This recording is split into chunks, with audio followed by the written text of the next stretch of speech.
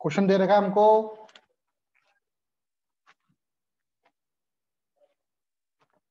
Sharing strain निकालना है और lateral displacement of upper face, मतलब एक्स निकालना है और स्ट्रेन निकालना है। ठीक है, मॉडुलस ऑफ रिजिडिटी दे रखी है हम लोगों को,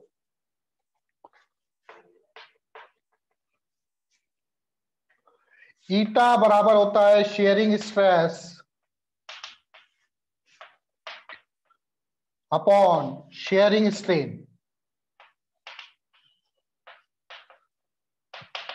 ईटा की वैल्यू रखो 2.4 into 10⁻⁶, shearing strain force upon area, force दे रखा है आपको 1800 डिवाइडेड बाय एरिया 5 सेंटीमीटर है, तो 5 सेंटीमीटर को मीटर में चेंज करना पड़ेगा। इस तरह का क्यूब है,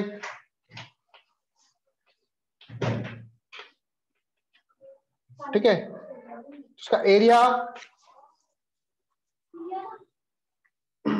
कितना होगा 5 इंटू 10⁻⁻², ये साइड हो जाएगी इसकी मीटर में, इसका स्क्वायर डिवाइडेड बाय स्ट्रेन, तो स्ट्रेन इक्वल टू हो जाएगा 1800, 5 5 जा 25, 10⁻⁻⁴, 2.4 इंटू 10⁻⁶, 1 डिवाइडेड बाय 2.4 इंटू 10⁻⁶। इसको सॉल्व करो, आपका आंसर आ जाएगा। ठीक है, इसका आंसर आएगा अप्रॉक्स, इसकी वैल्यू जो आएगी, अब सॉल्व कर लो। देखो 10⁻⁶ है, 10⁻⁻⁴ है, 6 - 4 2 बचेगा, 10⁻², उस 2 से ये 0 कैंसिल हो जाएंगे, 2.4 है तो 2.4 इसको 6 से काटो, कितना होता है 6 4 जा 24, 6 3 जा 18, 25 4 जा 100, तो नीचे आएगा 10, 3/10, तो ये हो जाएगा आपका 0.3, 0.3 होगा। आया समझ में?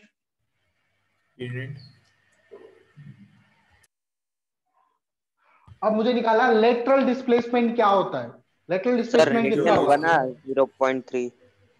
हाँ सर 0.3 रेडियन होगा ना? ये स्ट्रेन है बेटा, स्ट्रेन की कोई यूनिट नहीं होती है, रेशियो होता है स्ट्रेन,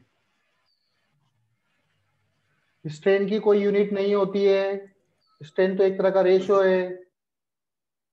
ठीक है, आगे देखो, अब निकालना आपको लेटरल डिस्प्लेसमेंट, तो हमें स्ट्रेन पता चल गया तो मैं लेटरल डिस्प्लेसमेंट भी निकाल सकता हूं। कैसे? जैसे ये क्यूब है, इसकी पोजीशन कुछ इस तरह से हो जाती है, इस डिस्टेंस को x बोलते हैं हम लोग, ये l,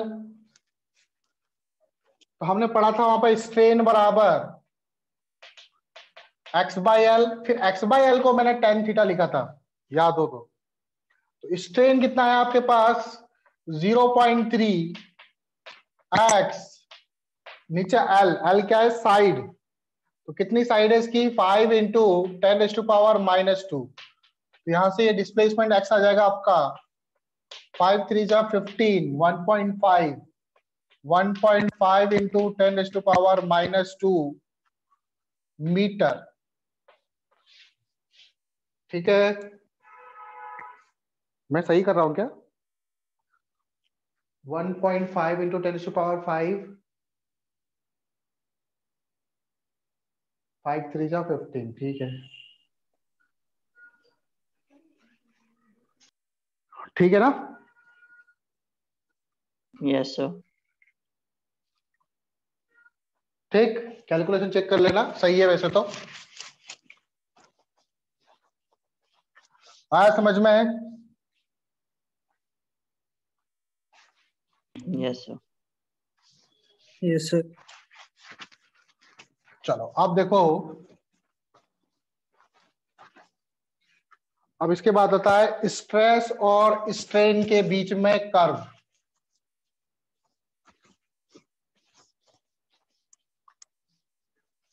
stress strain curve, stress strain curve. तो हम लोग स्ट्रेस और स्ट्रेन का कर्व बनाने के लिए क्या करें, इस y एक्सिस पे मैं ले लेता हूं स्ट्रेस और इस तरफ ले लेता हूं स्ट्रेन। ठीक है, तो देखो हम लोग एक एक्सपेरिमेंट करते हैं। मान लो एक ऐसे वायर ले लेते हैं हम लोग और उस वायर में ऐसे ब्रिक्स लगाता हूं। एक ब्रिक लगाया मैंने, इसमें कुछ इलांगुएशन होगा। एक स्मॉल ब्रिक मैंने इसमें अटैच किया, क्या वायर में इलांगुएशन होगा? ठीक है, फिर देखो आगे आ गया।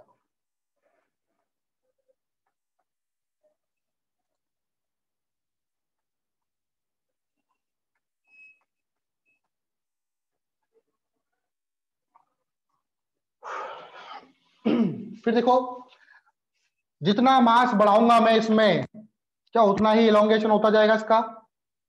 Yes sir. मान लो एक ब्रिक के बाद दूसरा ब्रिक लगा दिया, दूसरे ब्रिक के बाद तीसरा ब्रिक लगा दिया, इस तरह से धीरे धीरे मास बढ़ाता जा रहा हूं। तो जैसे जैसे मैं स्ट्रेस बढ़ाता जा रहा हूं, स्ट्रेन बढ़ता जा रहा है। ठीक है, अगर इन मासेस को वापस हटा दूं मैं, इन मासेस को हटा दूं, क्या वापस से अपने ओरिजिनल शेप पे आ जाएगा? Yes sir. मासेस को हटाने पर वापस से अपने नो ओरिजिनल सर। शेप पे, हाँ सर नहीं होगा ना सर। नहीं आएगा। नहीं सर सर, वो सर इलास्टिसिटी छोड़ इलास्टिसिटी देगा तो है। अपनी। ठीक है, वो एक लिमिट तक होता है, एक लिमिट तक क्या होगा, ये वापस से अपनी पोजीशन पे आ जाएगा।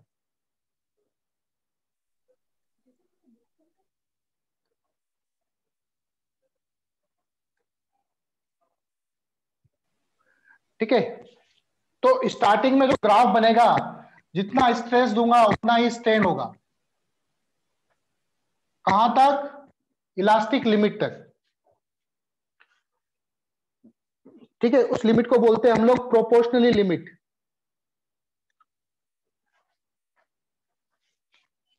यहां से लेके यहां तक ये क्या होगा आपका? Proportional limit.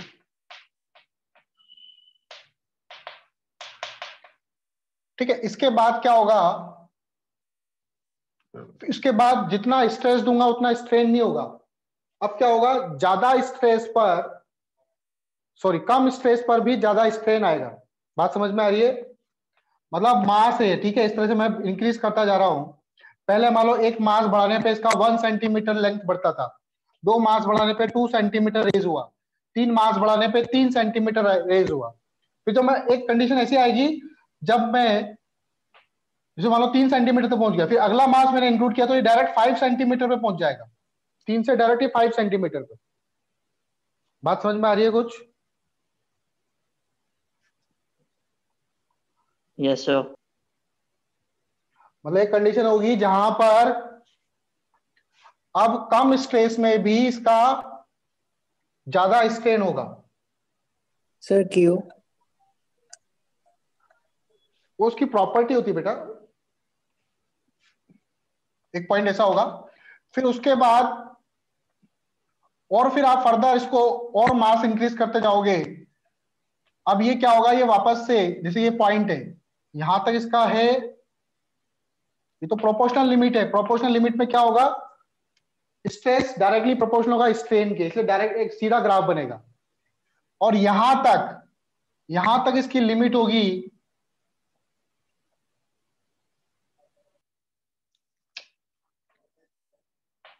इसको बोलेंगे इलास्टिक लिमिट। यहां तक इसकी लिमिट है इलास्टिक लिमिट। मतलब यहां तक पार्टिकल अगर इसको स्ट्रेच करेंगे हम लोग, यहां तक इतना स्ट्रेच देंगे तो पार्टिकल अपनी ओरिजिनल शेप पे आ जाएगा। लेकिन इसके फर्दर फर्दर अगर आप इलास्टिक लिमिट के फर्दर आगे जाओगे तो अब ये जो वायर है ये अपनी ओरिजिनल शेप पे नहीं आएगा। इस वायर को खींचोगे, खींचता चला जाएगा, वापस अपने ओरिजिनल शेप पे आ जाएगा। लेकिन एक कंडीशन ऐसी आएगी, जब आप खींचोगे उसको ज्यादा तो वापस से अपनी ओरिजिनल शेप पे नहीं आएगा। अब क्या होगा, कम फोर्स भी लगाओगे तो एकदम से ज्यादा स्ट्रेच आएगा उसमें। ठीक है, फिर इसके बाद क्या होगा, और स्ट्रेस बढ़ाओगे, वापस से उसमें स्ट्रेन आएगा। लेकिन अब क्या, ये वापस अपनी पोजीशन पर नहीं आएगा।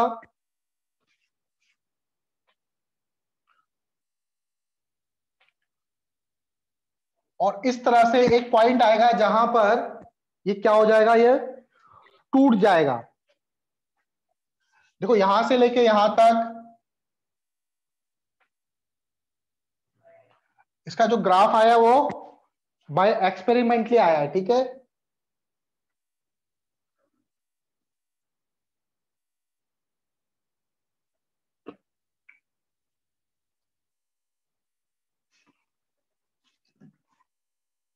दो मिनट इसका ग्राफ देख लेते हैं एक बार।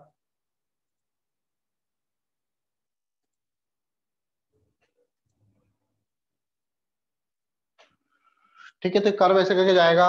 ये इसका मैक्सिमम मैक्सिमम इतना स्ट्रेस दे सकते हो आप। इसके बाद क्या होगा, इस स्ट्रेस के बाद ये वायर आप कहीं पर भी टूट जाएगा। ठीक है, ये मैक्सिमम स्ट्रेस आप इसको दे सकते हो इतना।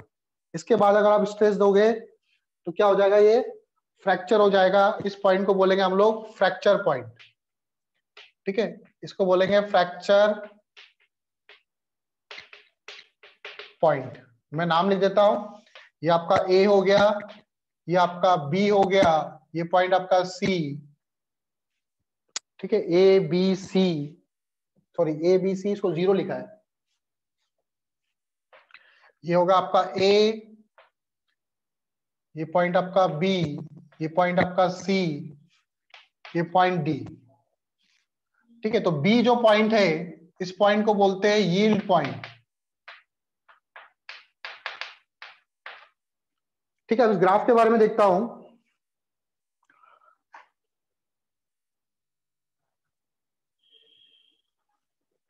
सर हाँ बेटा, सर ब्रेकिंग ट्रेस कौन सा पॉइंट है? Breaking stress. ब्रेकिंग स्ट्रेस ये वाला डी पॉइंट है। डी जो पॉइंट है वो ब्रेकिंग स्ट्रेस है, इस पे ये वायर टूट जाएगा।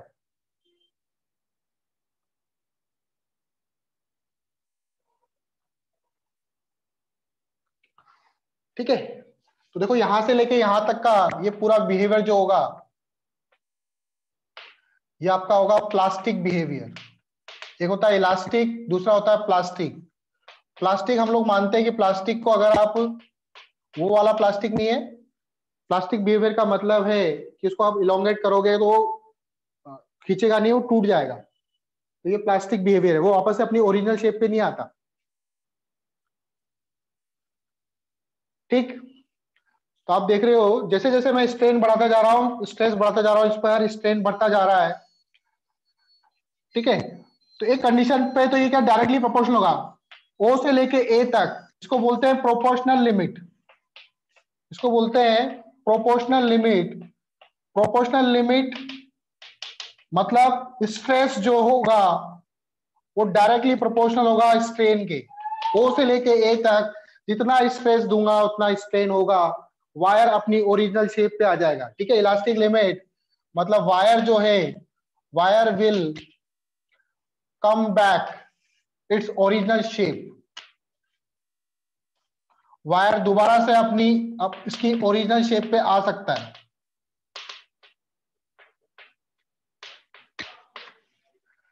ठीक है, ओ से लेकर बी तक, ओ से लेकर बी तक आपका इलास्टिक लिमिट है। इलास्टिक लिमिट में बताया कि ओ से लेकर बी तक आपका, यहां तक तो प्रोपोर्शनल लिमिट है लेकिन बी तक इलास्टिक लिमिट है। तो बी के अगर फर्दर आगे जाओगे तब ये अपना बिहेवियर वापस से या अपने ओरिजिनल शेप पे कम बैक नहीं करेगा। ठीक है, डी आपका ब्रेकिंग स्ट्रेस है। ठीक है, ब्रेकिंग पॉइंट, फ्रैक्चर पॉइंट हो गया। तो फ्रैक्चर पॉइंट होता है उसको क्या बोलेंगे, बी को बोलेंगे अल्टीमेट स्ट्रेस पॉइंट। ठीक है, डी को बोलेंगे हम लोग अल्टीमेट स्ट्रेस पॉइंट, डी को बोलेंगे हम लोग अल्टीमेट स्ट्रेस पॉइंट, मतलब मैक्सिमम स्ट्रेस इतना दे सकते हैं। और ये मैक्सिमम स्ट्रेस पे नहीं टूटेगा, उसके थोड़ा आगे और जाओगे तब जाके टूटेगा ये। ठीक है, तो ये ग्राफ है इसका स्ट्रेस और स्ट्रेन का ग्राफ।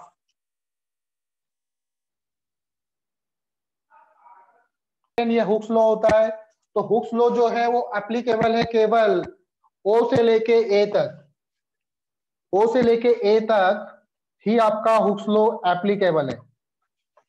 ये हुक्स लॉ होता है,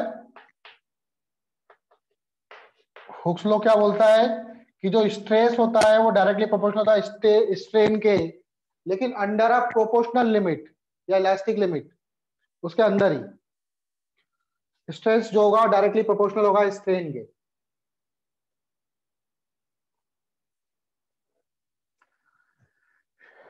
ठीक, तो इलास्टिसिटी में आपके इतना ही है। अब कुछ क्वेश्चंस जो इलास्टिसिटी और थर्मल एक्सपेंशन दोनों के बेस्ड है, मतलब उसमें थर्मल एक्सपेंशन का कॉन्सेप्ट भी लग रहा है और इलास्टिसिटी का भी कॉन्सेप्ट लग रहा है। अब मैं वो वाले क्वेश्चन कराता हूं आपको इस नेक्स्ट सेशन में। ठीक है।